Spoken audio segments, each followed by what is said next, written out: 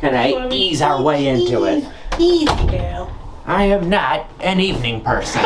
I have to ease into my day all day. I know, I can't believe I slept till like 3. Oh, I mean, like I said, I feel fine as long as I drink all day every day, right? That's healthy, right? That's healthy for my liver. They just detox the rest of the days and you're good. But no, seriously, the good thing about mixing CBD with like some strong whiskey is that the CBD kind of gets rid of like that vertigo feeling when you're hungover. Yeah, that makes sense. And like, is it like a citrus? Cheers. It's not too citrusy, the mango. Well, anything with citrus and whiskey is pretty good. Yeah. But yeah, so anyways, I want to start with the origin, like a brief origin of like movie theaters. Yeah. So it was June of 1905 in Pittsburgh, Pennsylvania, where it was known, first started off as they were called a Nickelodeon. Really? And it was through a guy named Edwin Porter, I think, of the Edison Company. And so they would show a lot of his films, and then so the admission was 5 cents, I guess, for Nickelodeon. I believe at Nickelodeon it would show multiple, wow, like either short films or like even feature length. I think a combination of both. Wow. And so once investors saw like the potential of its medium, like that's what kind of made it like skyrocket to like mainstream, with them becoming, ubiquitous throughout the U.S. and world, basically. It's like a trial run almost. Yeah. That's cool. So I wanted to start off by saying too, I know we went over this when we reviewed Hook, but Hook is the first movie that I ever saw in theaters in Silverton, Oregon at the Silverton Palace Theater. And what's cool about that theater is that it was just one screen at a time. So they would just play like one movie for like a week or sometimes longer depending on how popular it was. Right.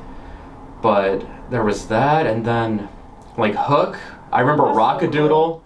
Oh my gosh! Did you see that in theaters? I saw that in theaters. Holy I remember. It's just funny because I believe that might have been the only time I've ever seen it. I just remember wanting to see it so bad, so my parents took me to see it. Wow! And then Home Alone 2. So because those all came out like pretty close together, I think. And I was gonna say my first experience I remember was with my aunt in California. It was The Lion King.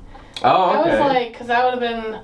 Was that like your? So that's your first memory? That was my first memory of going to the theater. Was The Lion King, and I was so excited, and I got so into that movie, and my aunt, that was like a special thing every time we went down to California. She'd take me to the movies, and it was really special. But I just remember that one so clearly, and it's weird, because there's so many other movies that came out, but I can't recall. Man, The Lion King, I will never forget that. That was like the Titanic of Disney movies. I mean, it was just... Yeah. It was everywhere. I remember, like, because I was in first grade at the time Lion King came out, so... Like, I remember we went and saw it, like, on a field trip. We did, like, all the, like, grades, like, kindergarten through third had to do, like, musical, like, performances. And I remember we sang a bunch of Lion King songs. And I remember as a kid when it came out, like, for some reason, I fucking hated that movie. And it wasn't until later. It wasn't until I started playing the video game on Sega, later on, which made me appreciate Lion King. But, I mean, now, I don't despise it anymore. I kind of like it now. I think it was because, like, part of it was... Like, I guess I'm kind of more of, like, a Disney at heart. I love Disney movies, and growing up, like, Little Mermaid and stuff is one of my favorite movies, too. But I don't remember seeing that in theaters. But, yeah, that was something... I had a connection with Disney, for sure. But it was, like, there's this time between, like, when I was younger to, like, almost high school. Like, I didn't see movies in theaters. I don't remember my family taking me. Like, I probably did, but I couldn't recall anything. Like, the next big step would be, like, Lord of the Rings. Like, in the Palace Theater...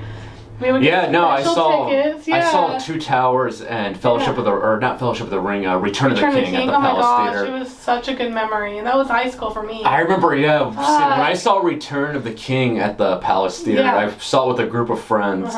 And, anyone who's seen Lord of the Rings knows that they're so way too fucking long. Well, and there's like 5 flip endings that you think it's over. And it's like, and I remember, we just started losing our minds at, like, the 3-hour mark. We're just like, does this movie ever end? It was very long. It was hard to sit there. And we just started pulling, like, a Mystery Science Theater 3000 on it. Just, make comments about stuff. Like, I remember, like, I don't even remember what was going on, but we're just, like, I think we had to do, like, an ABC book project, like, in 8th grade, so we just started, like, using that, like... Frodo made his ABC book or something. That's so funny. No, that's awesome. Yeah, I remember like me and my friend Emily would dress up, and I think I still have the tickets. I hope I do. But the Palace Theater was a very like iconic like memorabilia type place. I love like going up the split size into the big yeah. theater, and it was just really special there. It was like cool memory, and like that was such a cool place to go in Silverton. Like such a and what made map.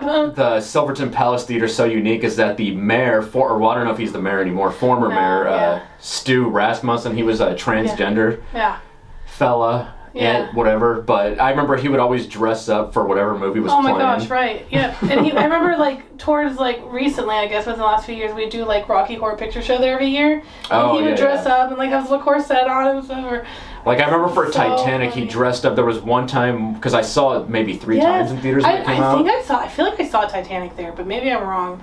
But I remember he dressed up like as like one of the ship captain. Oh my gosh, that's so cool. And then another time he dressed up like a woman in first class. Like I think he was trying to basically dress up as Kate Winslet's character Rose. That's so cool.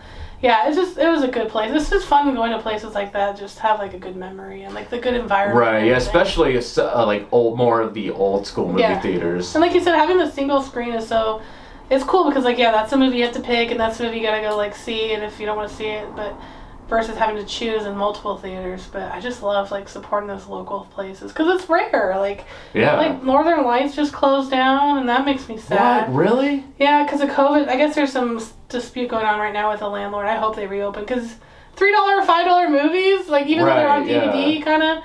You can't beat that. It's like that final stage, like right before they go like release to the public. Yeah, you can't beat having that environment of being in like in the movie theaters. And I remember like with Northern Lights, I love how you'd walk in and like one of their theaters, they would have like an old couch close to the theater, and it was like this dingy, nasty couch. But it was cool because you're like, oh, I'm comfortable, I'm on a couch, and then you can eat and drink there too. But I love going there. Yeah, that's I mean, there's obviously so many things like pre-pandemic that I miss, but like movie theaters was just it's obviously like up there on the list, and I remember because right before the pandemic hit, I had seen I saw 1917. Yes. And I remember that that was so much fun because I remember it was kind of like a spur of the moment thing with my brother and I. Like we were just hanging out on a Sunday. And it was a movie we had been wanting to see anyway, so like, you know, at the time I was like on unemployment, so I didn't really have a lot of money. So luckily he was Daddy Warbucks and treated me. Let's go, I'll buy you a treat. And it was just cool, because like on the way, I'm like, oh, we're stopping at the store, and he's like, yeah, I'm getting some beers. I'm not going sober. I'm like, all right, I don't want to be sober either. I'm like, go to this movie. True. So it was just so much fun getting like that, like spur of the moment, like daytime, like drinking. That's so fun. I love it. So like we were like drinking. We split like a tall boy of Modelo on the way. I love that. And then it was just nice because then we got there and he bought like a couple of like the Apocalypse IPAs on draft, and they were like amazing. They're good when they're on draft. Yeah, and then the good thing about 1917 and seeing that in theaters is like it's such a constant, consistent like go type of movie, and it's like a lot of like long shot sequences. Very immersive, exactly. You feel like you're right there. The way they edited it, it was really cool. Yeah. And I mean, because that was the last movie I ever saw in theaters before all the shit went down. So. Gosh, I can't even think. Actually, the last one it was like a break between like October. Steve and I were able to go to Independence Theater. Oh, it's like Prestige Theater now, and we saw like a Halloween horror movie called Come Play, and it wasn't that great, but it was still a cool experience to go. Like we had to wear a little mask, but then like when you're eating popcorn, you just like take it down. So once you would sit down and watch the movie, you didn't have to wear your mask? Well, if you were not eating, you'd have to still wear it, which is silly because there was like 2 other people in the whole thing. But I'm like so scared like Cinnabar is not going to reopen, and like some of these Regals around here because we're spoiled. We have a lot. Yeah, there's a lot of. We have 3. We have out south, downtown, and then the one on Lancaster. I mean, they're all Regal now, but... Yeah, then there's Salem Cinema. The good thing about a place like Salem Cinema is that it shows a lot of more independent films. Like, I remember the Coen brothers came out with, like, an independent film called A Serious Man, and I remember seeing that, like, kind of on a whim randomly. I remember like, about 10 years ago. Seeing Brotherhood there, which that was a long-ass movie. And then we saw Parasite there, which was also subtitled, which was a little long, but... Foreign film. Yes. I love the, like, how... I don't know, it's just very compact and very close quarters in there. It's really nice, comfortable seating. It's a cute little theater. Yeah, I remember Salem Cinema has like a really nice, comfortable like leather sofa. Yes, they do. Towards the front. They have sofas. I mean, at least the last time I went. I mean, they only have like popcorn and sodas, but like across the street we'd go to like Barrel and Keg and have like a couple drinks or some food and then just walk right over, and it was nice. it's kind of nice to support them. I think they're open right now, but they're doing a couple more independent movies I wasn't interested in. But, I feel like with COVID, I would love to see a comeback with drive-in movie theaters because I have never been to one. Yes, ever. that's the same as Steve. And apparently, so there is one in Newburgh, Oregon, but they're only open on the weekends, and they do double features. And they sometimes will do older ones with newer ones. You should check it out because it's happening. You know what? So. I think there was a teacher at my school that was mentioning You should something check into about it. that. I can't remember what it's called. And she said that, I mean, it gets like sold out. I mean, she said there's like a giant line of cars like every time that there's a film playing. How much it is. It's probably like $20 a car, but you get a couple people in there. That'd be nice, it worth it. You can bring your own food. And bring your own booze. What a time to like have a drive-in, you know, because those were dying. Your car?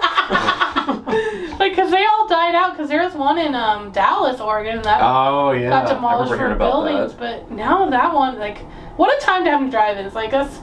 God, it's I mean, now would be the time. If any, they should just. I think all movie theater companies should just invest. And with drive-in theaters and like having like covered areas just to like make it more. Just do like a projector with protocol. thing. Yeah, it would be really cool. Yeah, I do like that. It's a great experience. We did that once in college. I think we saw one of the Pirates movies, and we drove out there. Like the first Pirates of the Caribbean. Yeah, it was like we had a truck, and like we just filled it up with blankets, and we had pizza. Nice. It was so fun to watch it, and just like to experience that, like hear the echo of the movie with radios. Right, It's so cool.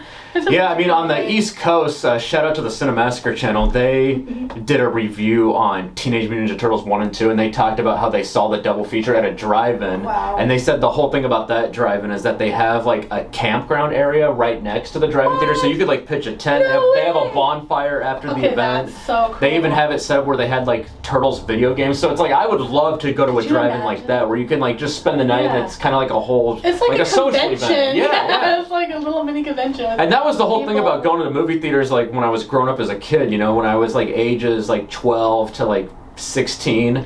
That was like, you know, it was just a Friday night thing. It's like you get done with school and like I would ask my parents like, oh, you know, can I go see a movie with my friends and then spend the night at their house? So it was like it was almost more fun just getting together and going as opposed to like going to even see the movie, because sometimes the movies were really bad. Like I remember seeing one of the many versions of the Hulk in like 2003. And I thought the movie was really boring. Oh yeah. But it was just so much fun just being there with my friends. Yeah, it's just like... And like just making fun of the movie and then like going to someone's house afterwards and slamming Pepsi left and right because that's the equivalent of kids drinking alcohol is just having caffeine. That's awesome. No, it's true. It's just like kind of like an escape, like something to look forward to, and just it's such a cool experience. And yeah, I'm so eager. I hope here soon that things will open up again. I know, it's just funny because it's like I had finally like, you know, I was like unemployed for like it was only like 3 months that I was on unemployment, but it felt like a lifetime to me. And then it's like I had just got a new job and I was like, sweet, I'm getting financially back on track, and then COVID. You got no excessive like access to any movies. Right, yeah. The one there's a Lincoln City has a beach, and I think how you say it. It's like Baju Theater. It's like one of the older theaters in the coast. Yeah, I've noticed like quite a few like Oregon coast towns that have like more old school looking style theaters. It's kind of like the Palace, but it's so cool. And something that Steve would do is him and his friend Jack would go, and they would like on the weekend would go and buy a ticket to a movie, and then they just spend the day hopping through movies, like not pay for them. Yeah. I remember thinking that. I think I did that once. I felt so guilty because like they don't check your tickets if you're in the theater. Once you're in there, you could just like hop around, and they just got they called it walking. Yeah. Well, when you look like a terrorist like I do, there's no way you can get away with that. I'll be like, hey, that guy's gonna bomb this place. That's the Boston bomber. So sometimes they'll check your ticket when you like first get in, but they don't check it when you're. A lot of times they don't even like give a shit. Don't. You can almost just like walk into like somewhere like Cinnabar where it's like multi-screen. You gotta get your money's worth. Yeah, it's so funny. I remember when I was about 13 or 14, something that an old friend of mine, Dylan, and my brother and I, like we would usually just sit through the like ending credits, and we would just like make fun of like random names. I love that. Yes, that's so true. And you know, this is like because we grew up, you know, we were both born in like the late 80s. And so we kind of grew up in that weird timeline where it's like the internet wasn't quite prevalent yet. I mean, like people had it, but it wasn't quite how it is like once like 2000. I'd say once around like 2006, 2007. That's when like internet became more present in homes. So like the movie theater was like ancient social media and Instagram. This was like your like was just sitting with your friends. Yeah, that's a very good point. And it was like you said, sit through and like sometimes just waiting to see if there'd be something at the end credits. Now you know, like Marvel's probably gonna have something at the end credits, but it was fun to watch the whole end credits. And that's how like there was no YouTube back then, so it's like you had to like I loved watching previews when I was a kid. Oh, I love it. It's just and then like being there with people and like talking about the experience because the whole thing's a movie experience. It's just it's like a magical thing. It's just such a good like you just feel the energy, you know, like other people are experiencing. Right, yeah, and it's kind of fun. So fun. I always had fun listening to like people making comments. Yeah, about certain things. that's so like I remember. true. I think it was when I saw Terminator 3 Rise of the Machines in theaters with a couple of friends and my brother. Fun, yeah. And I remember like I think it might have been a promo for Bruce Almighty. And I remember just behind us, these people were like, that looks terrible. That looks dumb. And so like even to this day nowadays, if like something so like funny. doesn't make any sense or looks dumb, I'll just be like, that looks terrible. Or people just like randomly laughing at weird things like, what the fuck? I don't Or yeah, they would make laughing comments like they would just be like, What the hell? Have you ever fallen asleep in a movie? Like when you went to the theater? Like, do you remember it? Actually no, I haven't. I don't think the only time I think was Annihilation, and I had a few drinks, and I was just so bored out of my mind. What was that? Annihilation with Annihilation? Natalie Portman, and it's like a very weird sci-fi movie. But I rewatched it, and that movie is really good. It's just very slow and sci-fi build-up. Okay. But I remember having way too many drinks, and I was like, I'm tired. Kinda like, conked out. I just conked out. I was like, well, that was a waste of time. Well, I remember Like, when oh, The so Revenant was funny. in theaters, I saw it with my old friend Corey. Oh yeah. And he passed out during Dude, it. We that were pretty movie's hungover when we saw okay. it. That movie is very well done, but it's such a cool experience to see everything on the big screen because like unless you have like $1 billion for like a $3,000 TV and surround sound, you're not gonna get that experience. Well, it's just nice to leave the house and like just go do something relaxing so outside true. the house. I just love like sometimes when you're in theaters and you're like Dick Van Dyke Show. when you're watching a movie that's kind of more serious and you hear like the boom boom, you're like, oh, they're watching like a horror or they're watching an action movie next door. Right, It's so yeah. loud. It's like such a cool experience. The anticipation, I love it. yeah. I love it so much. But yeah, I can't wait. I can't wait to go back. I miss it so freaking much. I still have my remember Regal pass. Like, This was like in 2012. They re-released Star Wars Episode 1 in theaters. oh really? And I remember, Excuse the pig. But I remember, yeah, that was just funny because my brother and I, we were downtown and we were already drunk and we're like, let's go see Episode 1 in 3D. And I remember, it's just funny because we both sat in separate parts of the theater because I wanted to eat popcorn because I'm an American and I wanted to eat my fucking popcorn. Pepsi. I'm a full-grown man. I can have a bowl of fucking popcorn if I want, okay? It's so funny. All right? That okay with you? It's too long, but because Anthony doesn't like when people chew gum or popcorn. Oh, I didn't know that. So I had to sit in a separate section. So I'm sitting towards the front, and I have a giant bowl of popcorn. They call it Children of the Popcorn at Cinnabar. And so I had like a giant thing of beer, popcorn, and like we showed up I think halfway through the movie. Oh shit. Like we didn't even give a shit, but. So I'm just like chewing popcorn. Every time it showed Anakin like talking to Natalie Portman, I would just be like, "Yeah, get her!"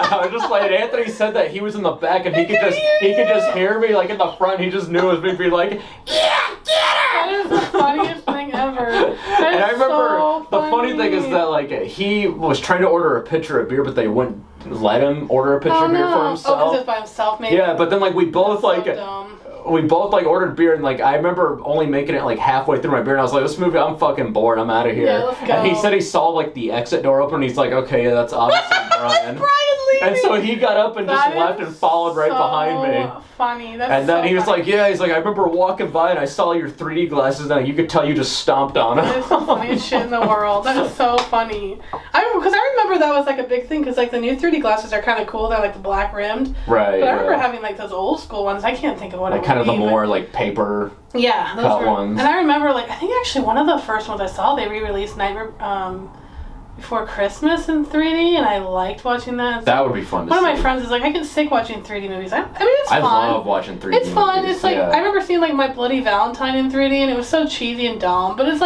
It's a cool experience to try. Yeah, I mean, for the 100-year anniversary for the Titanic, like the sinking they did in 2012, Titanic in 3D. So I got to see Kate Winslet's tits in 3D. Oh, that's an experience. Now that was a field day all on its own.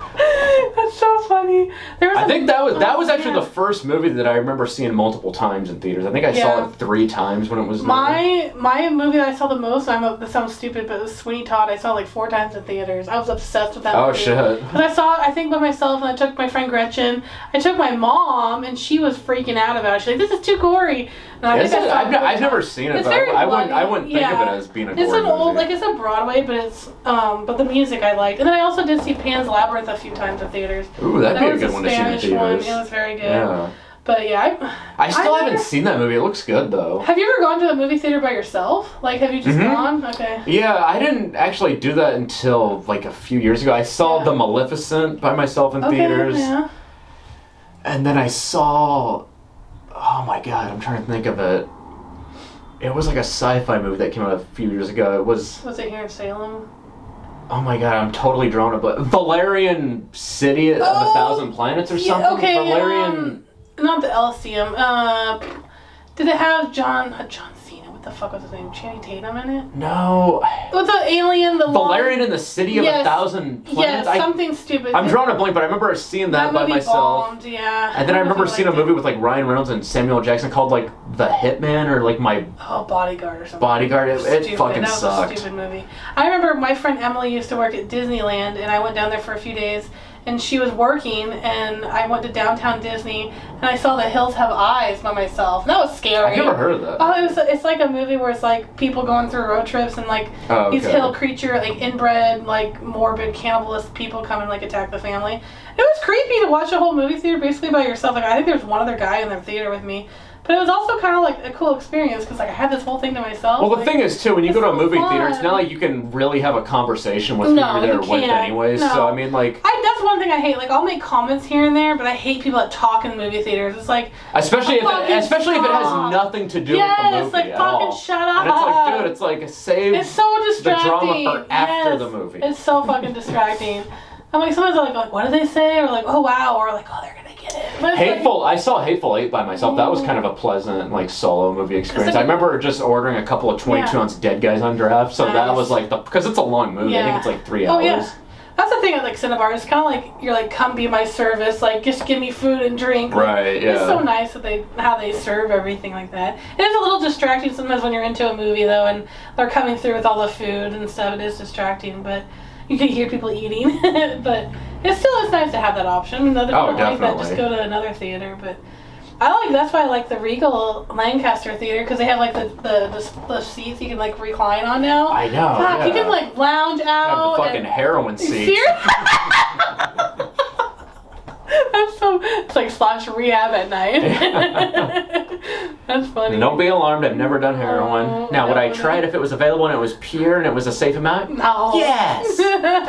I'm just kidding. Next, they're gonna have like places where you can smoke weed and watch a movie. You know that's gonna be coming. Oh, that should be. I mean, mandatory. You gotta see that because you're allowed to have drinks. That's so funny. I'm sure there's places.